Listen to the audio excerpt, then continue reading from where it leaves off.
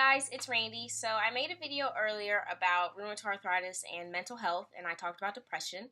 So in this video, I actually wanted to talk about anxiety. So normally people respond to the pain of RA and the stress levels with depression, but there are some that actually do respond with anxiety. And I do believe that it is easy to have anxiety when you have rheumatoid arthritis because your body is so unpredictable. There is nothing that is set in stone with this disease. For example, you could wake up in the morning and feel perfectly fine and have a full day planned. Then 2 hours later, you absolutely feel like you have been hit by something aggressive and you just need to lay in bed for the rest of the day. And this stuff does happen more than once, twice, 3 times, 4 times. It could happen 7 days out of the week. So going forward, individuals with rheumatoid arthritis don't even want to make plans because they have no idea how their body is going to behave on that day. So instead of hearing, well, you were fine 2 hours ago, what's wrong with you now? It's almost just better to not make any plans so you can avoid feeling guilty by having to cancel them. Another example of something that is so unpredictable with this disease is actually medications. I don't think people really understand, one, how expensive rheumatoid arthritis medications are. 2, the process of getting them approved by your insurance company can take forever. And 3, once you actually get the medication in your hand, if it will actually work. So, yeah, the whole process of medications can definitely cause someone to stress out and worry and have a full-on anxiety attack because you need the medications, you need to feel better, and if you're not feeling better, then your stress level is just going up and you're entering this cycle over and over and over again. And the last thing that I could say that could definitely cause someone to worry and stress out about is because rheumatoid arthritis is an invisible illness.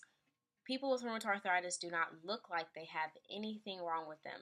Maybe if you get up close to them and you actually look at their joints, but from far away and just from talking to them, you wouldn't guess that they have an autoimmune disease. And I get so many comments and questions and concerns from people when they're telling me that some days they have to use a wheelchair, some days they have to use a crutch or a cane, some days they have to use their accessible parking pass instead of not having it on their mirror and just parking and being able to walk 50 yards to the store. Some days their bodies just aren't working with them. And they're worried about when people are looking at them and they see that they just get out the car and they're walking and they look fine, but they're parked in an accessible parking spot.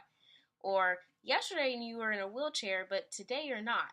So what is the deal? And I just strongly believe that if more people were educated on autoimmune illnesses and rheumatoid arthritis, lupus, fibromyalgia, the list goes on.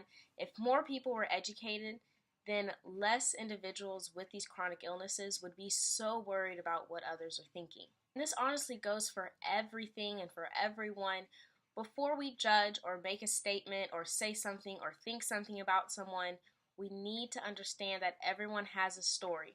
Everyone is fighting an invisible battle that people don't see. Everyone has had something happen to them that shaped them into who they are today. And if you're not going to step into their shoes and see what they experience and see what they go through on a day-to-day basis or hourly basis or whatever, then it's honestly just best to keep your mouth shut and keep moving. So I do just believe that the world just needs more love and less hate. And if you do want to reach out to me, if you have any questions, I know this was a video that talked about a few different things. I don't know if everyone knows about the accessible parking or things of that nature, then you can definitely reach out to me. You can email me or message me on Instagram. I will get back to you as soon as possible because I do have my phone in my hand at all times unless I'm taking a nap. So with that being said, I do hope y'all have a great rest of y'all's day. Goodbye.